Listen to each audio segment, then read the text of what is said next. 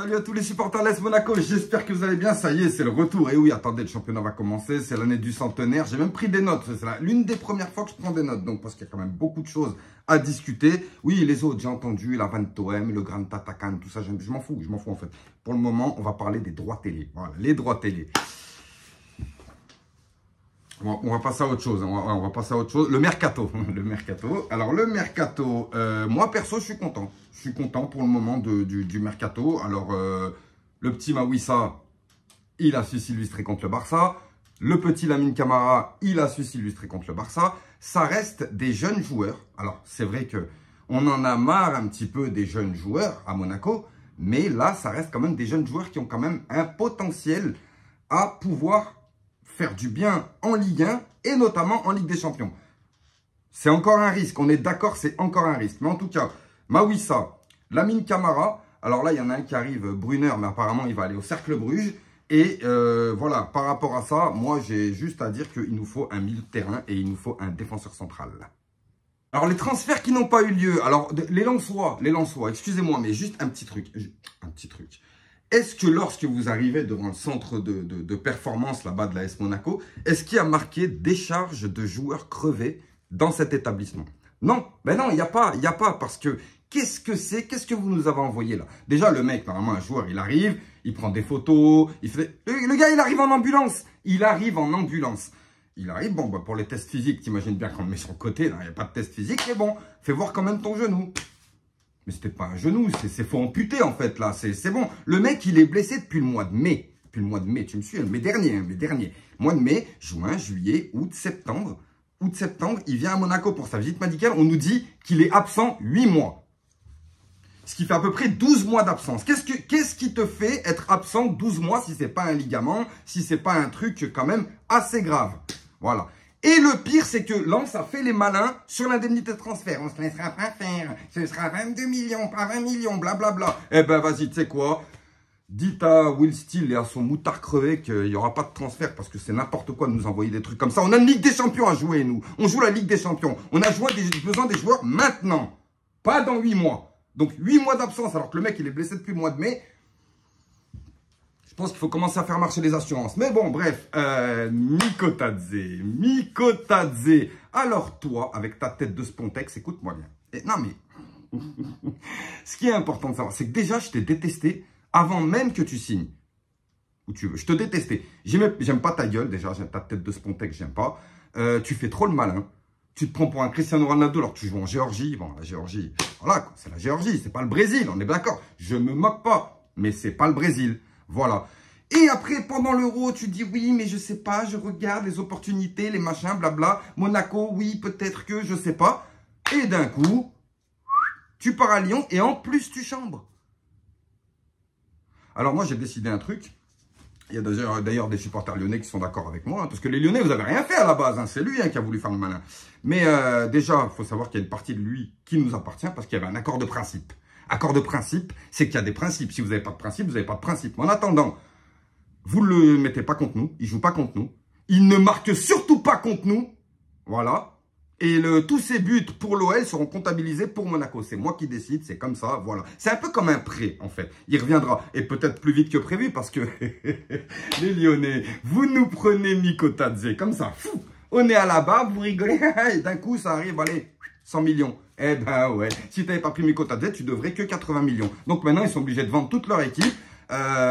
Non, les gars, non, c'est pas comme ça qu'on organise des transferts. On a le retour de Caio Henrique et Dembolo qui nous fait énormément de bien. On a énormément de jeunes. On n'a pas d'expérience, mais on a énormément de bons jeunes.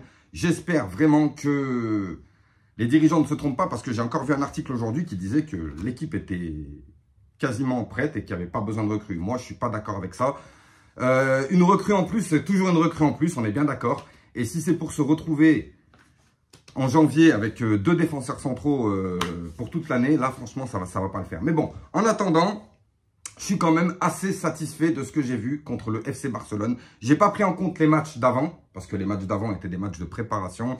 Même Barcelone, hein, si tu regardes bien, la deuxième mi-temps, on a fait rentrer les jeunes, on a fait tourner, on a changé de système. Barcelone aussi, au début, c'était très possession. Après, ça n'est peut-être plus possession. Après, c'était défonçation pour Barcelone. Mais bon, voilà. Eux sont inquiets. Eux sont très inquiets. Mais on s'en fout, mais eux sont très inquiets parce que se prendre 3-0 dans un trophée dans lequel ils sont invaincus depuis 12 ans, ça fait mal. À une semaine du championnat, ça fait mal. Mais bon, nous, on va dire que tout est nickel. En ce qui concerne Georges Ilenakena, oui, parce que vu qu'on a raté Georges Mikotadze, on a pris Georges Ilenakena. C'est une affaire de Georges, en fait, tout simplement. Donc, Ilenakena, moi, je le trouve très bon.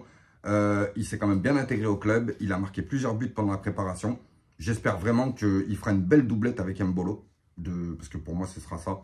Mbolo, Ilenakena. Pour le moment, hein, on verra après, peut-être, parce que Balogun a été bon. Balogun a été bon, mais il n'a pas été décisif. Mais il n'a pas non plus été éclaté, hein. Ça on est bien d'accord, voilà. On a bientôt le retour de Magnès Akliouche aussi. Et puis, moi, franchement, par rapport au départ, je suis pas content en fait. Je suis pas content parce que déjà Mohamed Camara, il n'aurait jamais dû partir. Voilà, parce qu'on n'a plus de joueurs comme ça. Youssouf Fofana, apparemment, il est dans un loft. Myriam Boadou, alors moi, je voulais me proposer pour le prêter à Barcelone, parce qu'ils ont vraiment besoin de joueurs en attaque, mais ils ont refusé, et puis ils m'ont insulté, j'ai pas compris pourquoi. Bon, bref. Wissam Ben Yedder, il est parti, toujours pas remplacé, donc voilà, c'est quand même bien d'avoir un attaquant expérimenté, et malheureusement, on l'a pas. Brelem Bolo, c'est tout bon, et puis, il n'y a plus qu'à attendre ce début de championnat contre l'AS Saint-Etienne. Alors, l'AS Saint-Etienne, il faut savoir qu'ils reviennent de Ligue 2, ils ont la dalle, ils sont promus, ils vont essayer de tout faire pour gagner et ça va être un match très difficile. Alors, tout dépend de comment on l'entame, mais si on entame le match de la bonne manière et qu'on se met vite à l'abri, logiquement, on devrait pouvoir arriver à obtenir 3 points lors de la première journée. Ce serait bien parce que j'aime pas les premières journées qui commencent à 0 ou à 1 point, tu vois ce que je veux te dire. Concernant les gardiens, alors les gardiens, il va y avoir un souci. Il va y avoir un gros souci parce que en fait, voilà, on a perdu Majeki et on a retrouvé Philippe Keun. Vous avez une amende d'un crédit pour infraction au code de moralité du langage. Donc le gardien de l'époque, qu'on va appeler Philippe, comme ça... Vous avez une amende d'un crédit pour infraction au c'est code de Lorenzo moralité qui du a langage. réglé l'IA ou quoi, là? Bon, on va pas s'en sortir, hein. Oui, mais on est en France, monsieur. Donc, le gardien titulaire de l'époque, je ne dirai pas son nom, s'est fait prendre sa place par Radek. Donc, Radek Majeki, qui est excellent depuis qu'il a repris la place de titulaire. Sauf qu'il s'est blessé. Donc, il va peut-être falloir, je sais pas, peut-être pas acheter un gardien parce que ça ferait beaucoup sinon. Mais il faut vraiment trouver une solution rapidement parce que la confiance pour l'ancien gardien, c'est chaud quand même. De toute façon, c'est pas pour rien, hein. Moi, personnellement, moi, je le disais, ce mec-là, il avait des qualités, mais lorsqu'on a vu, il a fait 3 ou 4 boulettes de suite. Donc, Adolf Hutter l'a pris et l'a mis sur le... Mais il s'appelle Adolf, crédit pour infraction au code de moralité du langage. Donc, notre entraîneur a décidé de prendre le gardien d'avant et de le mettre, voilà, et de prendre le nouveau. Et sauf qu'on n'a plus le nouveau, et donc, il faut qu'on reprenne l'ancien. Et là, ça va causer problème. Voilà. Bref, en attendant...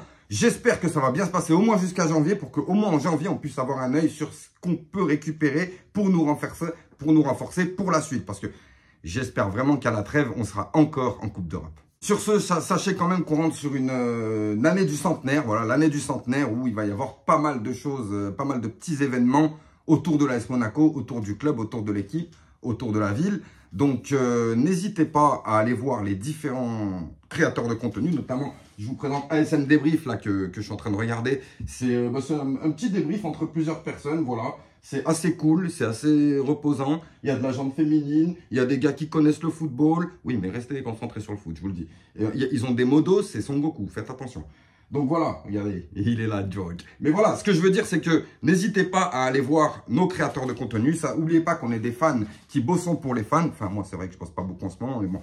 On est des fans qui bossons pour les fans. On fait ça pour le plaisir, pour notre plaisir et pour votre plaisir. Donc voilà, n'oubliez pas Radio Diagonale, bien entendu, personne ne les oublie. Yayux Muneguzu, Alexandre Paki, Alex Leeds, ASM Débrief, il y en a énormément, je suis désolé si j'en oublie, mais en attendant, n'hésitez pas à aller vous abonner et à suivre ces créateurs de contenu de l'AS Monaco, parce que je vous rappelle qu'il n'y a pas si longtemps, c'est Djibril Sidibé qui nous donnait les infos, et si on n'était pas là, vous n'auriez pas eu d'infos, donc bon, merci.